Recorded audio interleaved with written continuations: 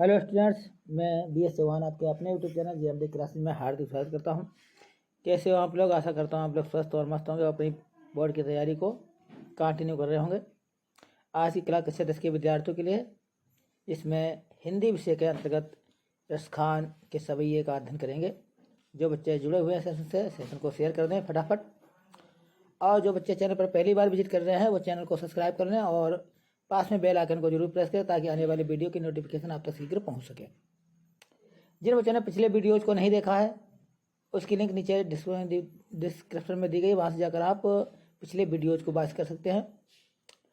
और ये class high school के विद्यार्थियों के लिए बहुत ही महत्वपूर्ण है, क्योंकि बोर्ड परीक्षा में यहाँ से व्याख्या करने के लिए प्रश्न पूछे जाते हैं। तो बहुत ही ध्यानपूर्वक रसखान के सवैये पढ़ें। देखिए बच्चों, तो जिन बच्चों ने अभी तक लाइक नहीं किया वो लाइक कर दें और सेशन को अपने मित्रों में और अपने रिश्तेदारों में जो यूपी बोर्ड एग्जाम 2025 की तैयारी कर रहे हैं उन तक ये पहुंचा दें, शेयर कर दें लिंक को। तो आइए शुरू करते हैं देर ना करते हुए। इन सवैयों में रसखान जी ने भगवान श्री कृष्ण के प्रति अपार प्रेम प्रकट किया है और वे भगवान श्री कृष्ण से प्रार्थना करते हैं कि मैं सदैव आपके निकट ही रहूं।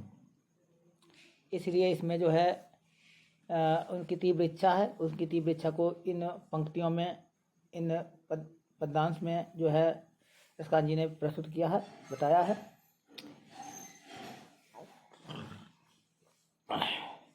मानुष हो तो वही रसखानी, बसो ब्रज गोकुल गाँव के ग्वारन। जो पशु हो तो कहाँ वश मेरो, चरो नित नंद की धेनु मझारन। पाहन हो तो बही गिरि को, जो धरयो कर छत्र पुरंदर धारन। जो खग हो तो बसेरो करो, मिल क्वालिंदी कूल कदम्ब की डारन।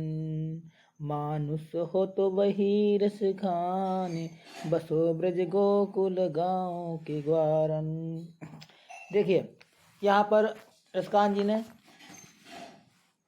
भगवान श्री कृष्ण से प्रार्थना की है कि यदि मेरा अगला जन्म हो, यदि अगर मेरा अगला जन्म हो मनुष्य के रूप में, कि हे ईश्वर, मृत्यु के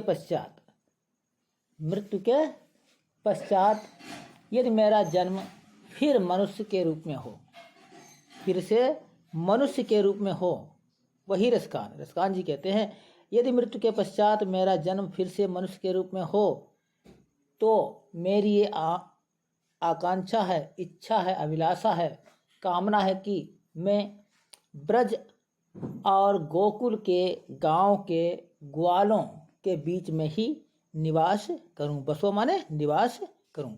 तो मैं ब्रज और गोकुल के गांव के ग्वालों के साथ में ही निवास करूं। जो पशु हो तो कहाँ वश मेरो, चरो नित्य नंद की धेनु मझारन। आगे कहते हैं यदि मैं पशु के रूप में जन्म लूं, यदि मेरा जन्म पशु के रूप में हो तो मेरा कोई बस नहीं है। अगर मैं पशु के रूप में जन्म लूं तो मेरा कोई बस नहीं है, यानी मेरा अपने ऊपर कोई नियंत्रण नहीं है। किंतु मेरी ये इच्छा है, किंतु मेरी इच्छा यह है कि मैं सदैव बस में रहो। चरो नित्य नंद की धेनु मझारन। मैं सदैव, नित्य माने सदैव, नंद बाबा की गायों के बीच में चरा करूं। मेरी ये इच्छा है कि मैं सदैव नंद जी की गायों के बीच में चरा करूं। पाहन हो तो वही गिरि को, जो धरियो कर छत्र पुरंदर धारन। पाहन माने पत्थर। आगे कहते हैं यदि मेरा पुनर्जन्म एक पत्थर के रूप में हो, पाहन हो, यदि मेरा पुनर्जन्म एक पत्थर के रूप में हो तो मैं उसी पर्वत का पत्थर बनूं। पत्थर के रूप में हो तो मैं उसी पर्वत, कौन सा पर्वत? गोवर्धन पर्वत, गोवर्धन पर्वत का पत्थर बनूं, जिसे जो धरियो कर, जिसको धारण किया था श्री कृष्ण ने, छत्र पुरंदर, पुरंदर माने होता है इंद्र, इंद्र के गर्व को नष्ट करने के लिए, इंद्र के घमंड को चूर करने के लिए भगवान श्री कृष्ण ने छत्र की तरह से उठा लिया। जो धरियो कर छत्र, अपने हाथों से यानी अंगुली से छत्र के समान जो है पुरंदर के घमंड इंद्र के घमंड को चूर करने के लिए अपने अंगुली पर जो है छत्र की भांति उठा लिया था। जो खग हो तो बसेरो करो, मिल कालिंदी की कूल कदम्ब की डारन। जो खग हो, यदि मेरा पुनर्जन्म पक्षियों के रूप में हो, यदि मेरा जन्म एक पक्षी के रूप में हो, तो मेरी इच्छा है कि मैं यमुना के किनारे बसेरो माने निवास करूं, मिल कालिंदी, मिल कालिंदी, कालिंदी माने यमुना, अकूल माने किनारे, तो मैं यमुना के किनारे पर स्थित कदम्ब की डाल पर, कदम्ब की डाल पर बसेरा करूं। कहने का मतलब यह है कि रसखान जी किसी भी रूप में श्री कृष्ण की समीपता प्राप्त करना चाहते हैं, श्री कृष्ण के समीप रहना चाहते हैं। जो वस्तुएं श्री कृष्ण से जुड़ी हैं उन्हीं के समीप वो रहना चाहते हैं और हर रूप में अपने आराध्य श्री कृष्ण के ही समीप रहना चाहते हैं। ये इस पद में बताया गया है। तो इस पद में बच्चों अगर भाषा की बात करें तो भाषा ब्रज है, ब्रज भाषा का प्रयोग हुआ है। और रस भक्ति और शांत है, भक्ति और शांत रस है, शांत रस का प्रयोग हुआ है। और छंद की बात करें तो छंद इसमें सवैया है, सवैया है। ठीक है बच्चों। और इसका संदर्भ किस तरह से लिखा जाएगा, इसका जो संदर्भ है किस तरह से लिखा जाएगा बच्चों। तो संदर्भ लिखने का तरीका है कि प्रस्तुत पदांश हमारी पाठ्य पुस्तक का नाम भी लिख सकते हैं हिंदी के काव्य खंड के सवैये नामक शीर्षक से अवतरित है या उद्धृत है और इसके कवि रसकान जी हैं। और व्याख्या करने के लिए आता है और एक क्वेश्चन और आता है, इसी से संबंधित प्रश्न कोई भी पूछा जा सकता है। इसकी चर्चा हम अगले वीडियो में करेंगे। जब हमारे सारे पाठ पढ़ जाएंगे तब मॉडल पेपर के रूप में इनकी व्याख्याओं को मैं कराऊंगा और इस व्याख्या को आप समझ लेना। उसमें केवल एक क्वेश्चन पड़ा होगा केवल। अगला पद है, जो बच्चे जुड़े हुए हैं सेशन से, सेशन को शेयर कर दें अपने मित्रों में। इस चैनल पर हाई स्कूल और इंटरमीडिएट की कक्षाएं नियमित रूप से विशेष रूप से संचालित की जाती हैं और अन्य विषयों की कक्षाएं भी इस पर संचालित की जाती है। लेकिन यूपी बोर्ड एग्जाम 2025 को देखते हुए इस चैनल को बनाया गया है। इसलिए जो बच्चे यूपी बोर्ड एग्जाम 2025 की तैयारी करें, चाहे हाई स्कूल के हों अथवा इंटरमीडिएट के हों, कला वर्ग के हों, साइंस आर्ट वर्ग के हों, सभी के लिए चैनल उपयोगी है और सारी फैकल्टीज आपके लिए दिन रात मेहनत करती है। तो इसलिए आप सभी जुड़ें और इस सेशन को शेयर करें, अधिक से अधिक इसमें स्टूडेंट जुड़ें। तो दूसरा पद है, आज गई हुती भोर ही हो, आज गई हुती भोर ही हो, रस खान रही वही नंद के भोहनी। वहाँ को जियो जुग लाख करोड़, अज सोमति को सुख जात कहो नहीं। तेल लगाए लगाए के अंजन, भोहे बनाई बनाई ठिठो नहीं। और डारिन हमें निहार निहारत, और आरत ज्यों कुछ चुचकारत छो नहीं। देखिए बच्चों, यहाँ पर बहुत ही सुंदर ढंग से वर्णन किया है कवि ने कि धूरी भरे, सॉरी बच्चों, हाँ, आज हुती भोर ही हो, आज हुती, आज माने क्या बच्चों, आज माने होता आज, और हुती माने हो गई थी, और भोर माने सुबह, भोर माने सुबह, और हो माने होता मैं, हो माने मैं। तो यहाँ पर रसखान ने श्री कृष्ण के प्रति माता यशोदा के वात्सल्य प्रेम का वर्णन किया है। तो रसखान कहते हैं कि एक सखी यानी एक गोपी दूसरी गोपिका से कहती है, क्या कहती है कि आज, क्या कहती है, आज मेरी कामना है, सॉरी बच्चों, आज मैं, हौ मैंने मैं, आज मैं श्री कृष्ण के प्रेम में मगन हूँ। आज जैसे ही सुबह हुई है कि भगवान श्री कृष्ण के प्रेम में मैं मगन होकर प्रातःकाल नंद जी के घर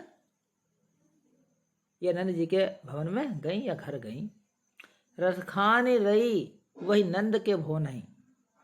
नंद के भवन माने भवन, नंद माने नंद बाबा के। तो गोपिकाएं एक सखी दूसरी सखी से कहती है, एक गोपी दूसरी गोपिका से कहती है कि आज मैं श्री कृष्ण के प्रेम में मग्न होकर प्रातःकाल भोर भोर, भोर माने सुबह सुबह ही, नंद बाबा के घर में या भवन में गई थी। तो क्या हुआ, वहां को जियो जुग लाख करोड़, लाख करोड़ जसमत को सुख जात कहो नहीं। वाको, तो वाको माने होता है उसका, वाको माने उसका, अब जीवो माने हृदय, और जुग माने युगों तक, अब लाख माने लाख, करोड़ माने करोड़। तो गोपिकाएं कहती हैं कि मेरी जो कामना है कि उनका जो पुत्र बाको जियो, उनका पुत्र नहीं, नंद बाबा या यशोदा मैया का पुत्र श्री कृष्ण लाखों और करोड़ों युगों तक जिए, लाखों और करोड़ों युगों तक जिए। श्री कृष्ण जैसा पुत्र पाकर जसोमति को सुख जात कहो नहीं। यशोदा मैया के सुख को, जो सुख मिल रहा है उसका वर्णन नहीं किया जा सकता है। यानी श्री कृष्ण जैसे पुत्र को पाकर यशोदा मैया को जो सुख का आनंद मिल रहा है, सुख का अनुभव मिल रहा है, सुख मिल रहा है, उसका वर्णन करना अत्यंत कठिन है या वर्णन नहीं किया जा सकता है। तेल लगाई लगाई कि अंजन, तेल लगाई लगाई, तेल माने तेल, लगाई लगाई कि अंजन, अंजन माने होता काजल, अंजन माने काजल। वे अपने पुत्र का श्रृंगार कर रही थी। जब वो सुबह सुबह गई तो देखा यशोदा मैया अपने पुत्र यानी भगवान श्री कृष्ण का श्रृंगार कर रही थी, उनको तेल लगा रही थी, काजल लगा रही थी, शरीर पर तेल और काजल लगा रही थी, आंखों में काजल लगा रही थी। भौहें बनाई ठिठोने, भौहें बनाई ठिठोने, ठिठोने माने नजर का काला टीका होता है, ठिठोने माने होता है नजर का काला टीका। और भौहें सवार कर माथे पर नजर का काला टीका लगाकर, और डारी हमेलनी हार निहारत, डारी हमेलन, डारी माने डाल करके, हमेलन माने हमेल यानी सोने का आभूषण, हार माने गले में पहनने का आभूषण, निहारत माने देखते हैं। तो टीका लगाया, उनके गले में पहनने के आभूषण पहनाकर उन्हें निहार रही थी, उन्हें एकटक देख रही थी। वारत ज्यों चुचकारत छोनई, वारत ज्यों पुचकारत, पुचकारत बच्चों यहाँ पर लिखा है, मिसप्रिंट है, पुचकारत, पुचकारत छोनई, और उन पर बलिहारी जा रही थी और उन्हें पुचकार रही थी। छोनई माने होता अपने पुत्र को, छोनई माने पुत्र को, और अपने पुत्र को यानी भगवान श्री कृष्ण को पुचकार रही थी। इतना प्रेम, वात्सल्य प्रेम था, उसका वर्णन जो है कवि ने किया है।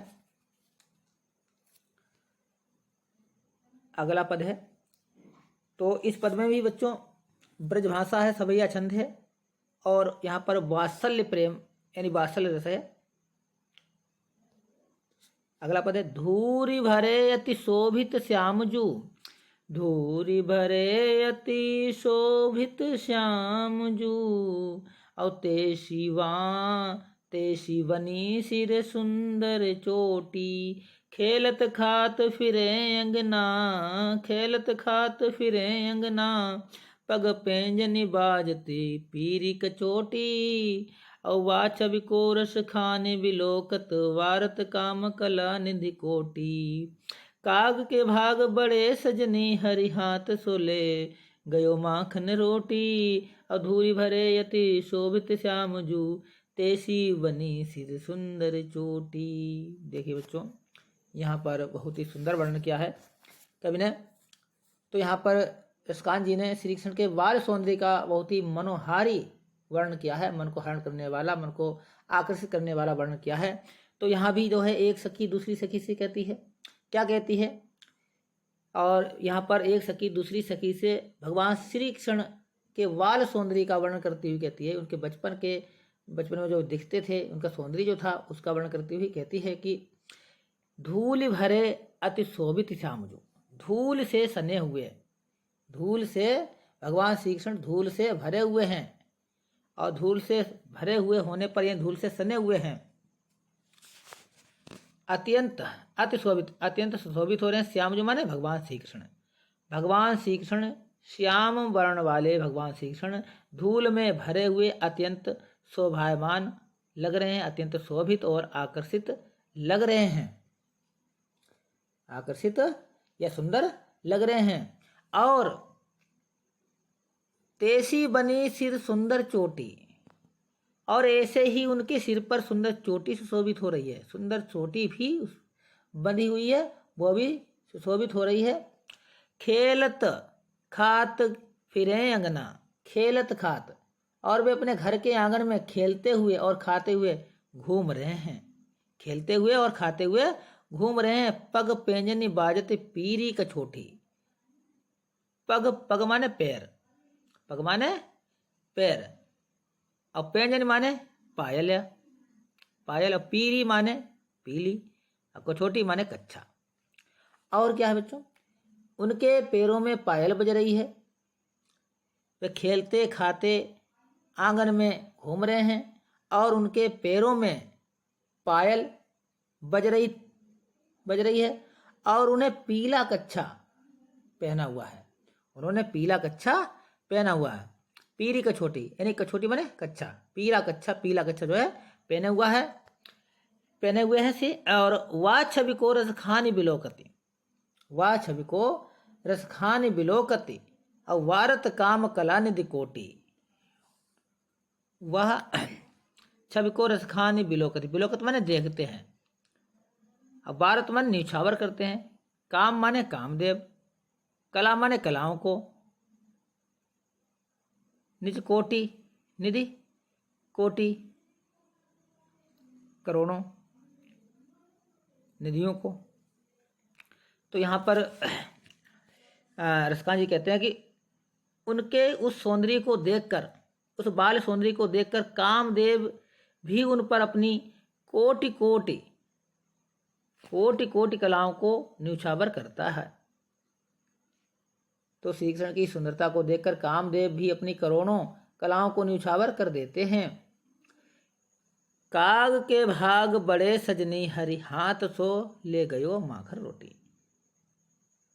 तो सखी कहती है कि हे सखी, काग के भाग, उस कौए, काग माने कौए, काग माने कौए, उस कौए के भाग माने भाग्य, बड़े माने बहुत बड़े हैं, उस कौए का भाग्य भी कितना अच्छा है, उस कौए के भाग्य भी कितनी सराहना जो है यहाँ पर की गई है कि हरि हाथ सो ले गयो माखन रोटी, जो श्री कृष्ण के हाथ से माखन और रोटी छीन कर ले गया है, वह कौआ भी बड़ा ही भाग्यशाली है, भाग्यवान है, जो भगवान श्री कृष्ण के हाथ से मक्खन और रोटी यानी माखन और रोटी छीन कर ले गया है। तो इस पंक्ति में भी बच्चों सवैया छंद है, ब्रज भाषा है, और वात्सल्य और भक्ति रस है।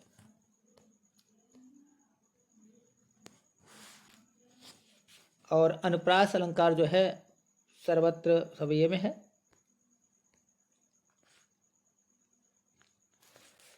जा दिन ते वह नंद क छोरा, या बन धेनु चराए गयो है, अमोहनितान निगोधन गावत, बेन बजाई रिझाई गयो है। वा दिन सो कुछ टोना सो के, रस खान हिय में समाई गयो है, और कौन काहू की कानी करे, सिगरो ब्रजवीर बिकाई गयो है। जातन ते वह नंद क छोरा, यावन धेनु चराई गयो है। देखिए बच्चों यहाँ पर बताया है, तो यहाँ पर भी जो है ब्रज की जो गोपियाँ हैं वो श्री कृष्ण के मन मोहक प्रभाव का सुंदर वर्णन कर रही हैं कि कितने मनमोहक है, आकर्षक है भगवान श्री कृष्ण का सौंदर्य, जो सभी को अपनी ओर आकर्षित कर लेता है।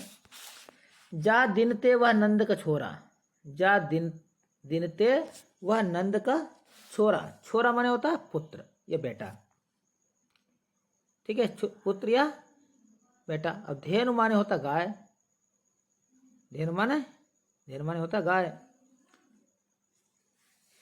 तो यहाँ पर सखियां बता रही हैं, एक सखी दूसरी सखी से कहती है कि जिस दिन से जा दिनते, यानी जिस दिन से वह नंद का पुत्र इस वन में या वन, इस वन में धेनु चराए गयो है, अपनी गाय चराने के लिए आया है। जिस दिन से नंद बाबा का पुत्र अर्थात भगवान श्री कृष्ण इस वन में अपनी गायों को चराने के लिए आया है या आए हैं, और मोहन तानन गोधन गावत, मोहन तानन, मोहिन माने मोहित कर लेने वाली, और तानन माने होता बजा करके, तानन माने बजा करके, गोधन माने होता ब्रज प्रदेश में गाया जाने वाला एक गीत, गावत माने गीत गाना। और वह अपनी बांसुरी की मधुर तान सुनाकर हमें अपने प्रति रिझा रहे हैं, बेनु बजाई रिझाई गयो हैं। और भगवान श्री कृष्ण ब्रज में गाए जाने वाले गोधन गीत को बांसुरी बजा बजा कर गाते हैं, और वह बांसुरी की मधुर ध्वनि गोपियां कहती हैं हमें अपने प्रति रिझा गई हैं। वह दिन सो कुछ टोना सो के रसखान ही में समाई गयो है। तो सखी कहती है, एक सखी दूसरी सखी से कहती है कि हे सखी, उसी दिन से, वह दिन सो उसी दिन से ऐसा जान पड़ता है कछ टोना सो के, कि वह कोई जादू सा कर हमारे हृदय में बस गया है, वह कोई जादू टोना कर हमारे हृदय में हिय में समाई गयो है, वह हमारे हृदय में बस गया है। अर्थात भगवान श्री कृष्ण के प्रति प्रेम हमारे हृदय में समा गया है। तो सखी कहती है, कौन काहू की कान करे, कौन काहू की कान करे, कान माने होता है शर्म, कान माने शर्म, और शीघ्र माने संपूर्ण, शीघ्र माने संपूर्ण। ब्रज वीर, वीर माने होता है हे सखी, वीर माने हे सखी, बिकाई गयो। तब सखी कहती है, हे सखी, तब से कोई भी किसी भी शर्म नहीं कर, तब से कोई भी किसी की शर्म नहीं कर रहा। कौन काऊ की कहानी करे, तब से कोई भी किसी की शर्म नहीं कर रहा। कोई भी गोपी किसी भी मर्यादा का पालन नहीं करती है। सभी ब्रज के वासी, जो ब्रज के रहने वाले हैं, सभी ब्रज की गोपियाँ श्री कृष्ण के लिए व्याकुल हो रही हैं। विकाई गयो, व्याकाय माने व्याकुल हो रही हैं, अर्थात भगवान श्री कृष्ण की बांसुरी के वशीभूत हो गई हैं और सभी ने अपनी लाज शर्म को त्याग दिया है और संपूर्ण ब्रज ही उनके हाथों बिका हुआ सा प्रतीत होता है। ऐसा लग रहा है कि अब वो अपने बस में नहीं रह गए, भगवान श्री कृष्ण की बांसुरी के बस में हो गए हैं। तो यहाँ पर बच्चों श्रृंगार रस है, श्रृंगार रस है, भाषा ब्रज है और छंद सवैया है, अनुप्रास अलंकार है इसमें। और यहाँ पर कुछ टोना सी के, कुछ टोना सो के में जो है उत्प्रेक्षा अलंकार है और बांसुरी का यहाँ पर बहुत ही बढ़ा चढ़ाकर वर्णन किया गया, इसलिए यहाँ पर अतिशयोक्ति अलंकार भी है।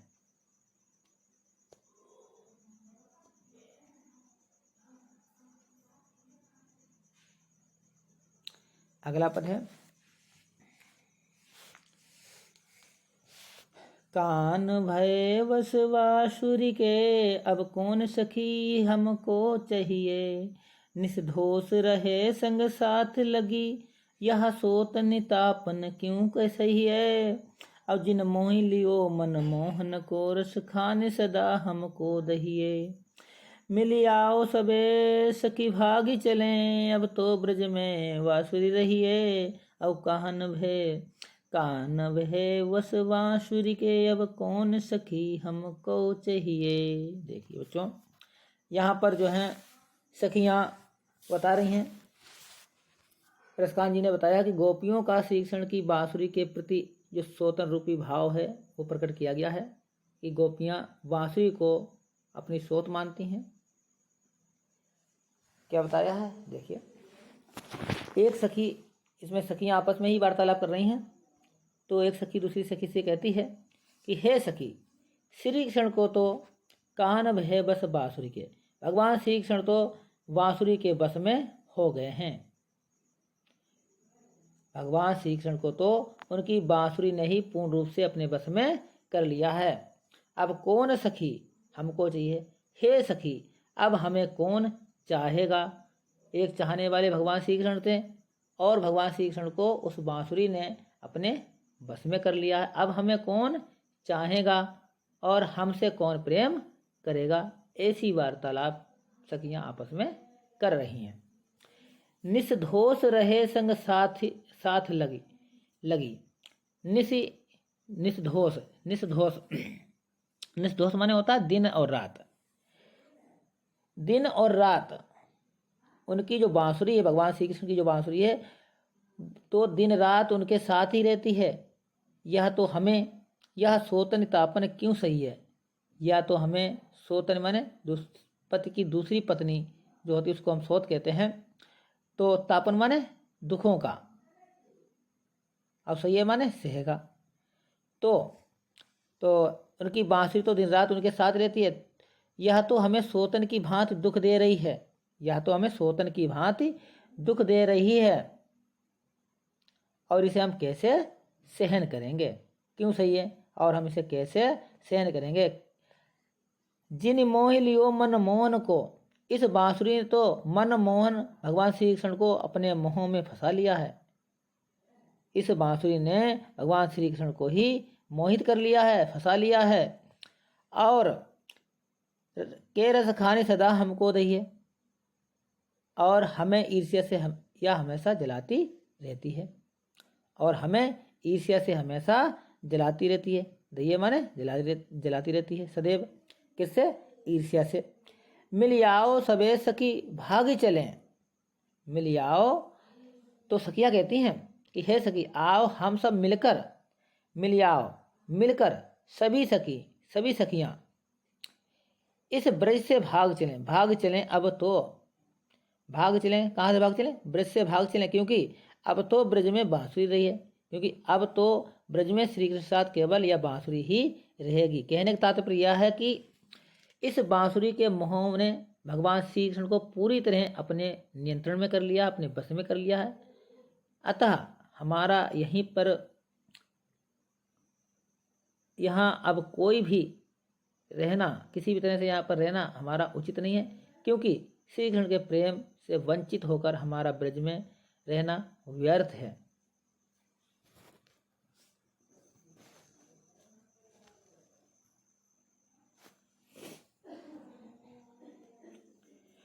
मोर पखा सिर ऊपर रखियो, गुंज की माल गरे पहिरोगी। अब ओढ़ी पीताम्बर ले लकुटी वन, गोधन ग्वारन संग फिरोंगी। अब भाव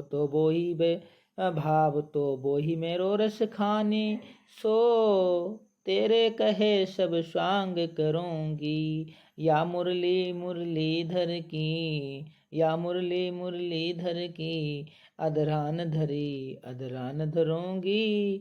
मोर पका सिर ऊपर राखियो, गूंज की माल गरे पहिरोंगी। ओढ़ी पीताम्बर ले लिकुटी, वन गोधन ग्वारन संग फिरोंगी। भाव तो बोही मेरो रस खानी, सो तेरो कहे सब स्वांग करूंगी। या मुरली मुरलीधर की, अधरान धरूंगी। देखिए बच्चों, इन पंक्तियों में बहुत ही सुंदर वर्णन किया है कवि ने। तो श्री कृष्ण के वियोग में व्याकुल गोपियाएं, जो गोपिकाएं हैं, उन्होंने श्री कृष्ण का रूप धारण कर लिया है और इस प्रकार से वे स्वयं को धैर्य और सांत्वना देने का प्रयास कर रही हैं और आपस में ही वार्तालाप कर रही हैं। क्या वार्तालाप कर रही हैं कि एक सखी दूसरी सखी से कहती है, क्या कहती है? एक सखी दूसरी सखी से कहती है कि मैं तुम्हारे कहने पर मोर पखा सिर ऊपर रखियों, मोर पखा सिर ऊपर रखियों, कि मैं तुम्हारे संकेत पर या तुम्हारे कहने मात्र से मोर के पंख को अपने सिर पर धारण कर लूँगी, मोर के पंख को अपने सिर पर धारण कर लूँगी। गुंज की माल गरे पहिरूंगी, और गुंजाओं की, जो गुंजाओं की माला है, उस माला को अपने गले में पहन लूँगी। ओढ़ी पीताम्बर ले लकुटी, ओढ़ी पीताम्बर, ओढ़ माने ओढ़ करके, पीताम्बर माने पीला वस्त्र, लकुटी माने छोटी लकड़ी, लकड़ी माने छोटी लकड़ी। और मैं पीताम्बर को ओढ़कर लकड़ी को लेकर वन गोधन, मैं जंगल में गायों ग्वारन संग फिरूंगी, गायों और ग्वार वालों के साथ भी घूमूंगी, जिस प्रकार से भगवान श्री कृष्ण घूमते थे। भवतो वही मेरो रस खानी, भवतो, भवतो माने अच्छा है, भवतो माने अच्छा लगता है, वो ही माने वही, मेरो माने मेरा, रसखान माने रसखान, रसखान जी कहते हैं कि तुम्हारे कहने पर मैं उन सारी लीलाओं को करने के लिए तैयार हूँ जो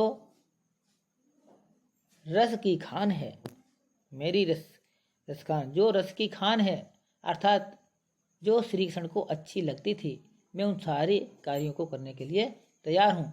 किंतु मैं तो तेरे कहे सब स्वांग करूँगी, मैं तेरे कहने पर सभी कार्य करूँ, किंतु श्री कृष्ण के अधरों या मुरली मुरलीधर की, लेकिन श्री कृष्ण के अधरों पर शोभित होने वाली बांसुरी को अपने ओंठों पर अधरान धरी अधरान धरूंगी, अधरान माने अधरों पर, अधरान माने होंठों पर, अधरा माने बांसुरी को न धरूंगी, लेकिन मैं भगवान श्री कृष्ण की ओंठों पर सुशोभित होने वाली बांसुरी को अपने ओंठों पर नहीं रखूंगी। कहने का तात्पर्य यह है कि गोपियां मुरली से सोतिया डहा रखती हैं, सोतिया डहा रखती थीं, अतः वे श्री कृष्ण की ओर सभी लीलाओं का अनुकरण करने को तो तैयार थीं, लेकिन बांसुरी को अपने अधरों पर नहीं रखना चाहती थीं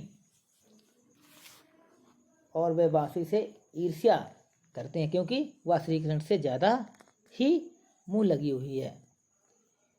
तो यहाँ पर बच्चों ब्रजभाषा है, श्रृंगार रस है, छंद सवैया है, अनुप्रास अलंकार है और यहाँ पर यमक अलंकार भी है। अधरान धरूंगी, अधरान, अधरान भरी अधरान धरूंगी, यहाँ पर जो है अनुप्रास अलंकार है। ठीक है बच्चों, तो ये सवैया पद जो है समाप्त हो जाता है। अब एक और बचा है कवित्व, इसको अभी पढ़ लेते हैं। कवित्व देखिए बच्चों, यहाँ पर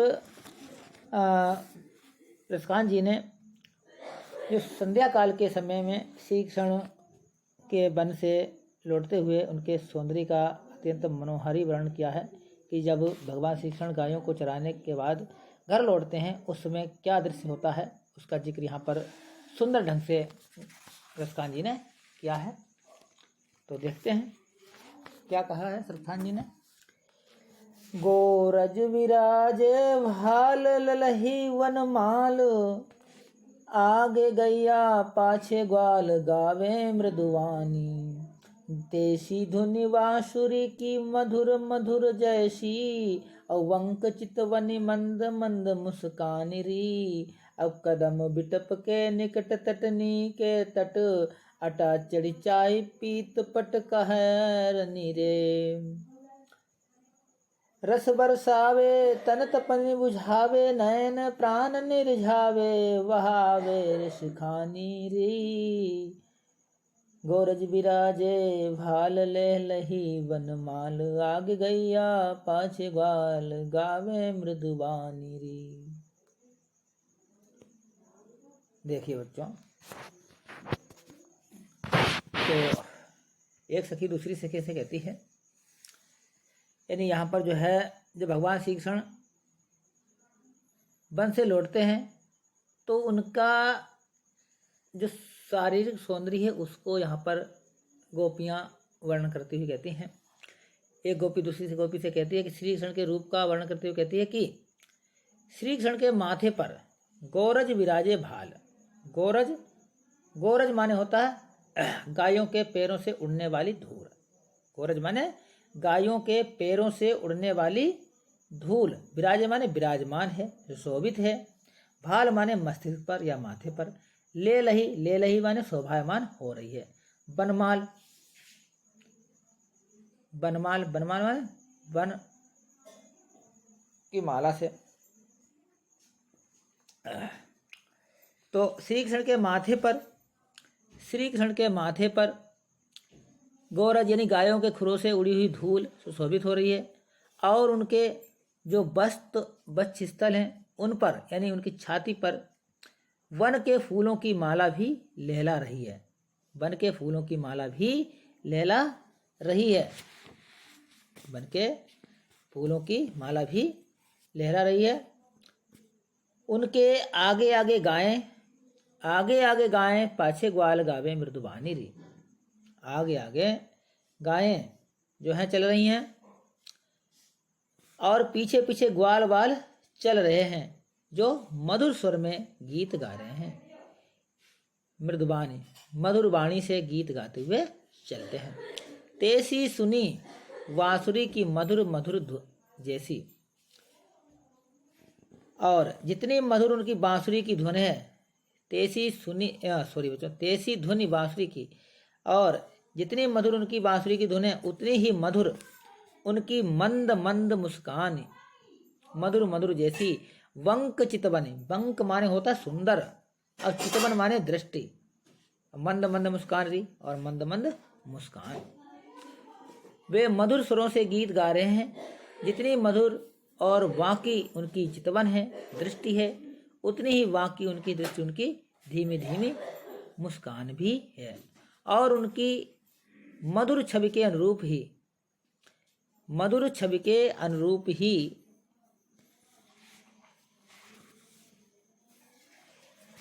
मधुर छवि के अनुरूप ही जो है उनकी बांसुरी की ध्वनि भी वैसी ही मधुर मीठी है। कहने का मतलब यह है कि उनका जो रूप और उनके देखने का ढंग है तथा उनकी बांसुरी की ध्वनि सब मधुरता से परिपूर्ण है।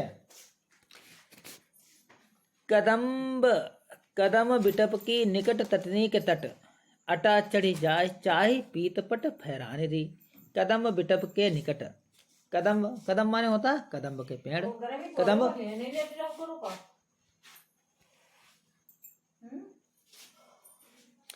कदम बिटप के निकट तटनी के।